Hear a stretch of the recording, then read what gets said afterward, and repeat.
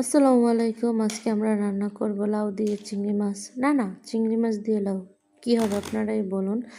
আজকে রান্না করব চিংড়ি মাছ দিয়ে লাউ, পেঁয়াজ কুচি, রসুন কুচি, কাঁচামরিচ কুচি এবং কেটে রাখা চিংড়ি মাছ দিয়ে ভালোভাবে নেড়ে চেড়ে ভেজে নেব সামান্য একটু লবণ দিয়ে। এই যে দেখুন আমাদের ভাজা হয়ে গেছে। এর ভিতরে সামান্য পানি দিয়ে মশলাটা একটু কষিয়ে নেব। এই যে দেখুন আমি নেড়ে চেড়ে কষিয়ে নিচ্ছি এবং সামান্য একটু পানি দিয়ে দেব, কারণ এর ভিতরে এখন লাউগুলো দিয়ে দেব। তো পানিটা একটু গরম হয়ে আসলে এর ভিতরে আমি হালকা একটু মোটা মোটা করে কেটে ধুয়ে রাখা লাউগুলো দিয়ে দেব।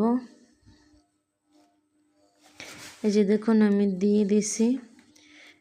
দিয়ে দেওয়ার পরে আমি লাউগুলো ভালোভাবে নেড়ে চেড়ে নেব। এই যে দেখুন লাউটা আমার কষিয়ে আসছে। লাউতে কোনো পানি দেব না, লাউ থেকে পানি বের হবে।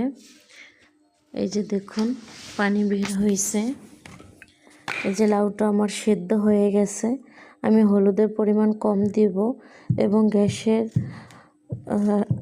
গ্যাসটা একটু লো ফ্লেমে রাখবো, তাহলে খুব সুন্দর একটি কালার আসবে। তারপর আমি ধনিয়া পাতা দিয়ে নেড়ে চেড়ে নেব। আমাদের লাউ রান্না শেষ।